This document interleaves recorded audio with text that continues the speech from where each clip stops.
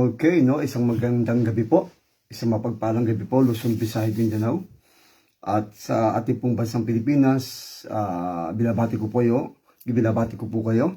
At siyempre sa lahat ng OFW worldwide ay isang mapagpalang gabi po. Isang mapagpalang umaga, madaling araw, na kung saan ay lagi po nakaantabay, lagi nakasubaybay kay Kuya Ace, Brother Ace, and Pastor Ace. Actually, sa biyaya po ng Panginoon ay muli tayong napusuan natin, no? Napusuan po natin na mag-coverage ngayon, no? At minsan talaga kapag di ako masyadong abala at pag abala rin hanggat may pagkakataon makapag-online para at least nasasanay po kayo na lagi po kayong makapanood po sa atin na makapagbigay ng konting encouragement or makapagbigay po ng isang lesson or learn. Yung lagi ko sinasabi ngayon minsan ay yung kwento na may kwenta o kaya ay sa aking motto, how good it is, I share. Basta mabuti, i-share mo, huwag mo hadlangan. So ito po ang ating pong media broadcast ministry online. Ang saludo ako sa iyo in behalf po sa ating station manager, sa ating pong online media, Kakampi Online, behalf po sa ating station manager na butihing si Ate Pe. At sa lahat ng ating pong mga OFW winner ng Pretz Rebon ni Kuya David. I hope si Kuya David makapunta po dito upang maabot po ang mga OFW dito at upang maturuan at matulungan at makapag-mentor or makapag-coach bilang isang how to become OFW winner. So sila po ay nagtuturo patungkol po sa OFW winner paano ma-breakthrough, no? Paano malutas ang mga problema sa pera na kung saan maraming OFW na katulad natin na andun na walang saving, walang investment, o kaya laging kapos, o kaya naging homeless, or wala nangyari. So I hope kung makapunta po sila dito, sila po ay tumutulong o nagtuturo yung laging sinasabi namin na learning and earning. Pagdating po sa spiritual aspect, ako po ang kanilang kasama naman, pagiging OFW winner na assurance of salvation. So tayo po ay balance po, no? So, nagtuturo po tayo ng mga spiritual aspects sa mga skills, no? Skills na basic na possible na pwedeng makatulong, no? Kaya sa biyaya po ng Panginoon ay nakapag-aral po tayo, naka-attend po tayo sa Philippine Embassy, sa OWA na held by OWA, na ang ating pong trainer doon o trainer si Ma'am Rochelle, no? Ma'am, saludo po ako sa inyo at sa lahat ng OFW ng DMW sa Philippines, South Korea, Philippine Embassy sa South Korea ng OWA, ay saludo po tayo. Basta mabuti, saluduhan po natin. Kung ba sa iba pang mga nasasabi po natin, ay mabati ang mabuti o ang mabuti ay mabati, no? At natutunan po natin kahapon po, no? Ay patungkol po sa candle. Actually, gumagawa na po ako ng candle, pero mas may natutunan na ako doon. Kaya yung sinasabi na never stop learning, no? Lalo na kung skill na to o at ang livelihood na to ay makakasuporta sa ministeryo, makakasuporta sa mga ministers, makakasuporta sa mga ministries, at makakasuporta sa mga nangangailangan ng tulong, no? So, ang skill to basic, pero pwedeng pasaganahin, pwedeng pagpalain to ng Diyos, no? Na itong skill na to. So, sa madaling po sila, mga kababayan, mga kapwa ko OFW, o mas hindi OFW, na gustong matuto ng skills, no? Kahapon nga po, ay nag-aral po tayo, tinapos po natin, at ginawa po natin, ay maaga po akong natapos kasi ako po ay cleaner. Ako ay isang OFW na nagtatrabaho, no, bilang isang evangelist missionary pastor, pero pasalamat ako sa Diyos kasi ako'y OFW, nararanasan ko yung buhay OFW kung anong karanasan nila. So maaga po ako natapos sa hospital, 2 oras ko tinapos. Alas 5 po ako nagsimula ng madaling araw, natapos ako alas 7. So wala akong masyadong gagawin kasi yung ating laptop medyo nagkaroon ng problema. Then pag ako po'y maaga umuwi dito sa office, ito nga pala po yung office ng church para sa pastor, ay gumagawa po ako. Ito po yung mga libro na po nagagawa po natin. Ganyan po si Kuya Ace, Brother Ace, Pastor Ace, habang nagpapahinga, dapat may ginagawa. Ito po yung nagawa po na natin. Ito yung manual para sa mga estudyante at sa teacher. Ito naman pong libro na textual and topical na libro na po siya. No? Para ay ito ay guidelines and outline. Nagkataon po nasira po yung ating laptop. So, nakiusap po tayo kay Sister Mary Grace and kay Brother Dan na ipa-reformat. Thank you for watching, Brother J. Lord. Andito tayo sa office sa church, no? And then, thank you for watching. Ngayon, maaga po ako natapos. No? Nagising ako ng alas 4 mating araw, nag-sauna po tayo sa Sol, kasi Sol po trabaho. Tapos, nagsimula ako ng pagiging cleaner o janitor sa hospital, 2 oras.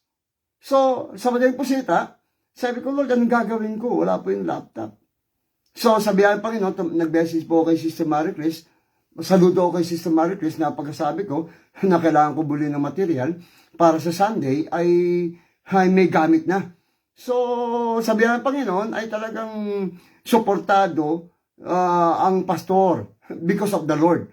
Dahil pagmamahal nila sa Diyos at pagmamahal sa gawain at manggagawa. So,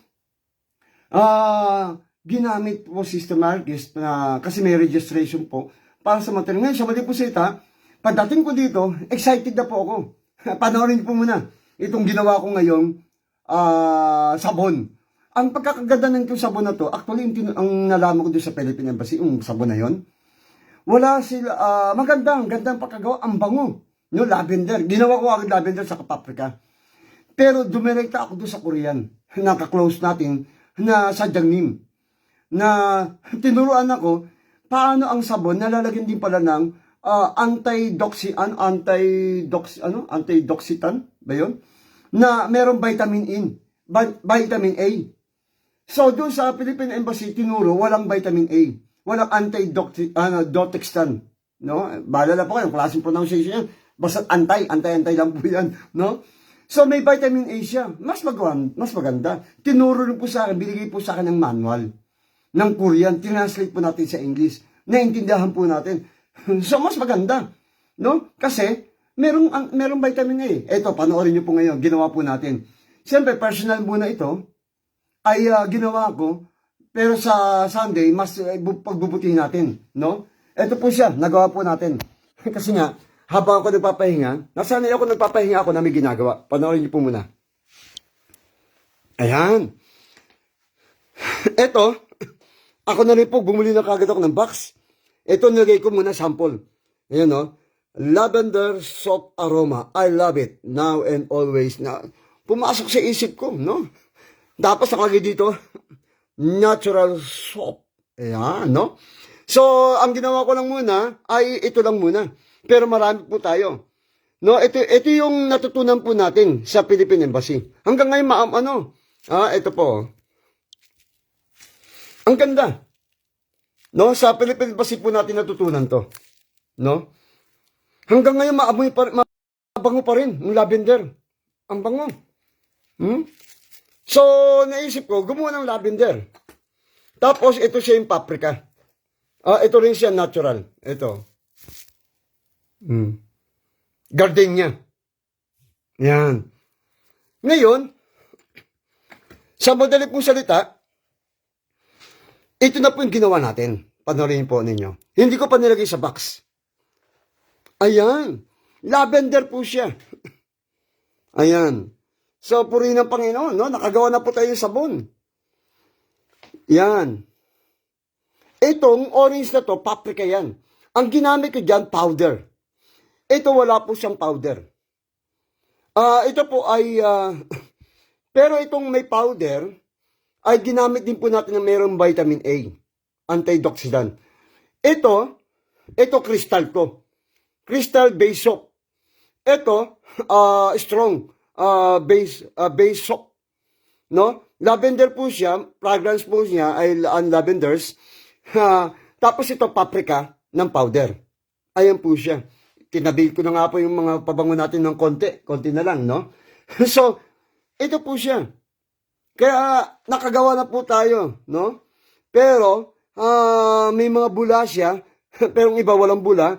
Hanggat maaari ay ituturo.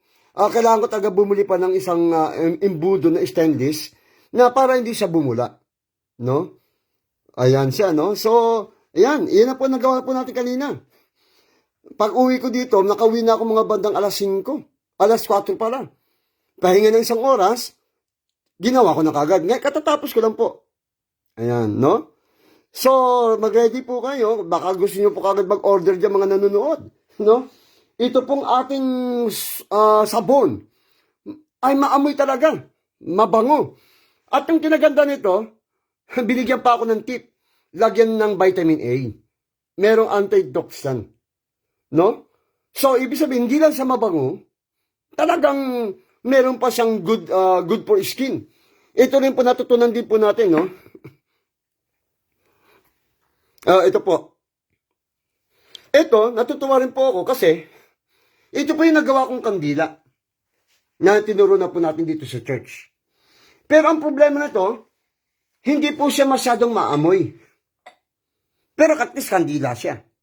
Pero doon sa tinuro ni Ma'am Rachel, soy wax din po ginamit namin.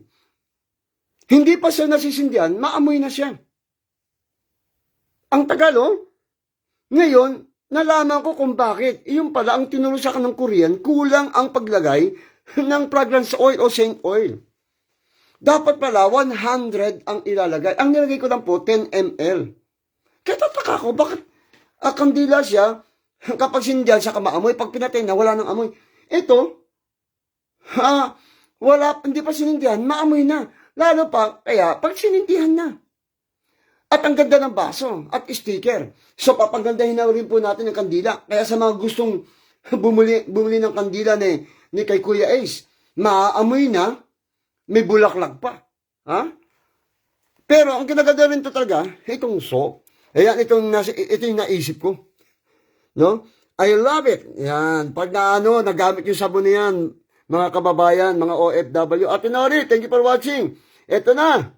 Gagawa na tayo. Kaya atin ka na, Ate Nori. Yan, no?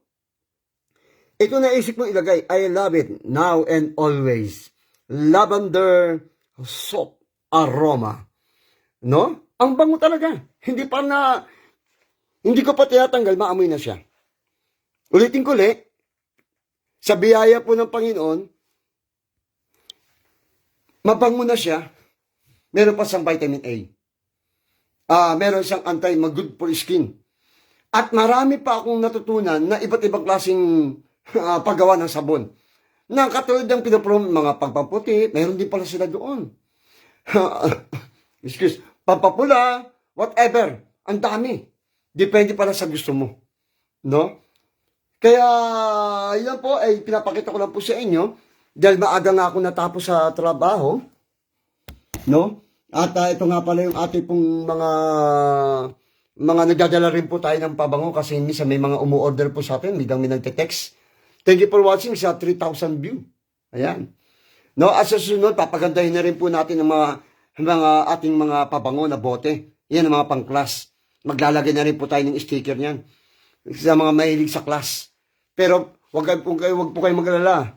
Maski milyonaryo kayo dito sa Korea pero gusto pa rin pangmasa, yan ang gagamitin natin pangmasa. Okay, no? So, minsan po muli, dahil bukas ay papasok na naman si Kuya ay sa hotel naman tayo, no? At dadaan po tayo, bibili po tayo kasi nagamit po natin ng soap base ng crystal. Kasi ang crystal pala para yun sa powder. Tapos, ang bar na strong ng soap base, ito ay para sa hindi powder. No? So, at least alam niyo po, kaya sa Sunday po, sa biyaya po ng Panginoon, ay may natutunan po tayo. At ito po sa akin doon ng Korean, na talagang skill. No? At least, yun nga po, susunod naman, ipapakita ko sa inyo, ay yung chismis naman po natin. No?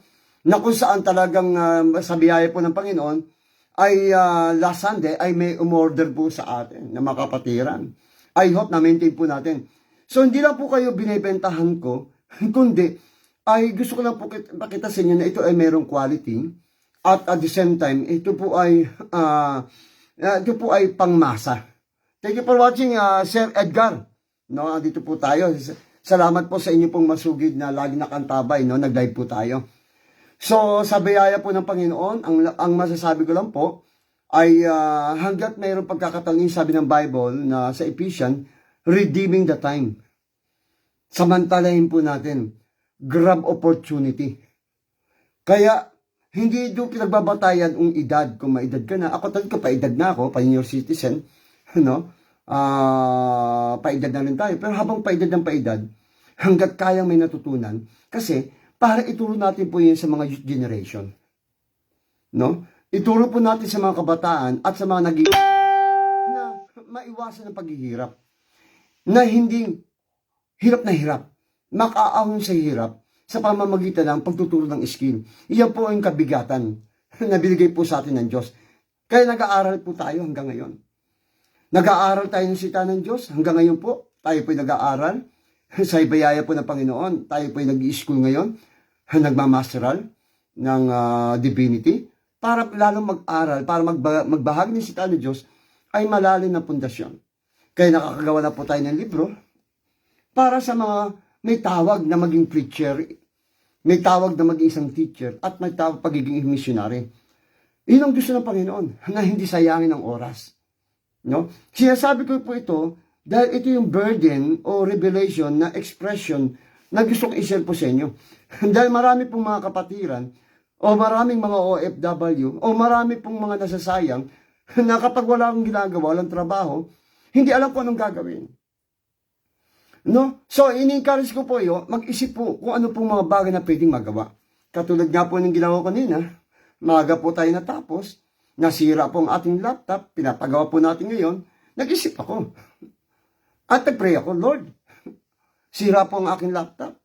Hindi po ako makakapagawa ng libro ko na continuous. So, the Lord is, nabinigyan ako ng wisdom. O, di, gawin mo yung yung sabon,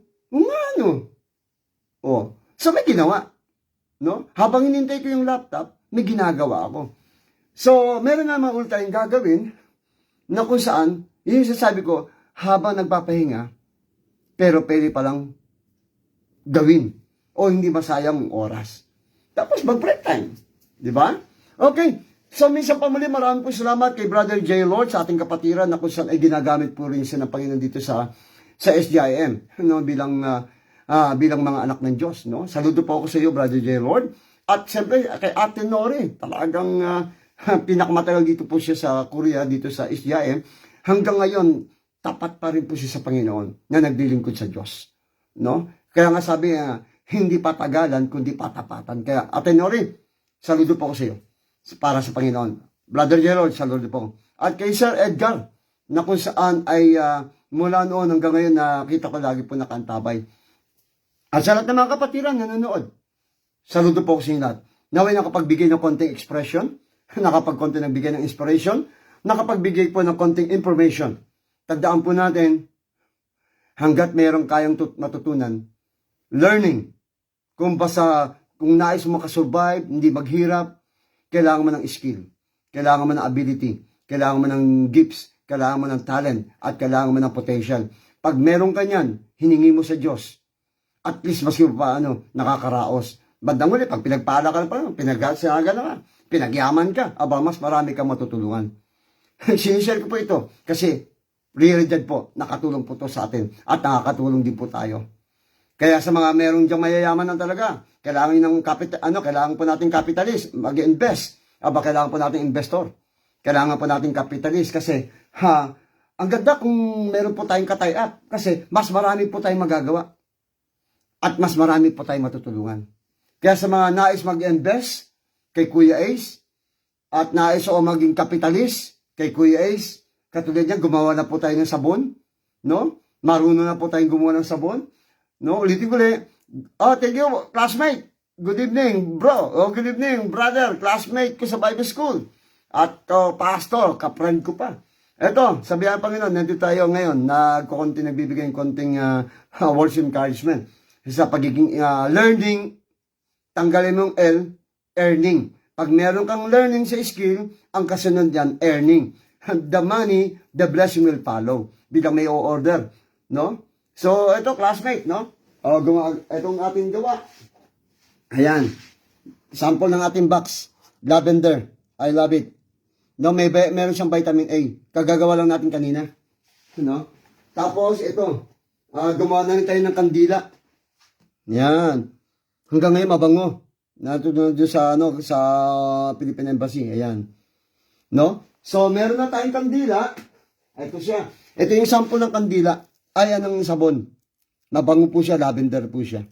No? Ayan. Natural soap. Okay. So, meron na po tayong kandila. Meron na po tayong sabon. Ang kidagad ng sabon sa atin, may vitamin A po yan. No? Tinuro po sa atin ng Korean ng pinakamataas na nakipag-tie up po tayo. Sa biyaya Panginoon, hinipo siya ng Panginoon. No? At marami pa siyang ituturo sa akin na skill na pwede, kung pahintulutan ng Diyos, pag uwi natin sa Pilipinas, makakatulong po tayo sa mga OFW. Mas hindi ang OFW, sa mga naghihirap. Baka sakaling makatulong tayo. Livelihood o kooperativa. Share po natin para makaraos at masuportan ng gawain at manggagawa ng Diyos. No? At meron na rin po tayong perfume. No? Natuklasan ko na rin po ang perfume na kung paano patagalin. Pati yung kandila, paano patagalin na hindi pa ginagamit, maamoy na. No? So, sa biyaya Panginoon, ay talaga nagre-research pa rin tayo. At gumagawa na rin po tayo ng libro, manual, saka book. At mga parami pang dapat nating alamin. Pati mga props, mga visual arts, object lesson. No? Mga teacher na gumagamit ng mga object lesson.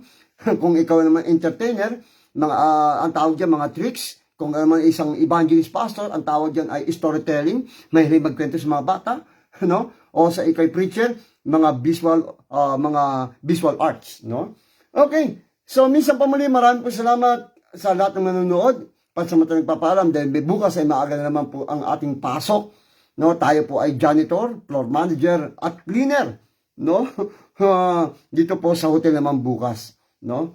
At naway, antabay po lagi kayo. Naway, lagi ko sasabi, balance po tayo. Pag nagkwento po ako, pipilitin po natin sa biyaya Panginoon na may kwenta. Kasi dati, wala pa ako sa Panginoon, puro kwento, walang kwenta. Pero the Lord give me a revelation and burden. Dapat pag may kwento, may kwenta. At kung puro kwento, walang kwenta, o ngawa na ngawa, walang gawa, sayang din. So, walang personalan po. No? Ito lang po ay isang paalala sa atin lahat. In-encourage ko po kayo. Kung wala po kayong ginagawa, dapat meron po kayong iniisip na alternative para hindi masaya pong oras. Hindi yan na kinukuha sa edad. Tanda na ako, may edad na ako. Hanggat may buhay, hanggat kaya mo, no? Alamin at magtanong. Sigurado, hindi ka na maboboard, hindi ka ma-homesick, kumikita ka pa, natututo ka pa, nag-i-enjoy ka pa. Yun nga ko sinasabi dun sa vaccine. I love it. No? Sa puso ang kailangan. Pag puso, nasa isip mo, pinagkatawanan mo sa Diyos, maski mahirap, maski talagang struggle, pero dahil sa puso, kasama mo ang Diyos, sigurado sa tamang panahon, pag nakamove on ka, the Lord will bless us, the Lord will bless you, and to be a channel blessing, at may share mo yan, the Lord will prosper us. Maraming salamat. Saludo. Ako po sa inyo lahat. God bless you. Thank you for watching uli. Ulitin ko kay Brother J. Lord, sa ating member dito sa church at worker, church, Ate Nori, member at the same time leader, at the same time minister, no? Ginagamit dito. At kay Sir Edgar, thank you for watching.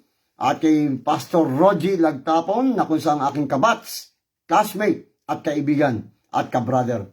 At sa lahat ng mga manunod pa lang, maraming po salamat. Naway lagi po kayong mantabay, pipilitin po ni Kuya Ace. Saludo ko sa iyo, kwento na may kwenta. Ang ibig sabihin, how good it is, I share. Basta mabuti, share po natin. Basta mabuti, huwag mong hadlangan. Maraming salamat. God bless you. Bye-bye.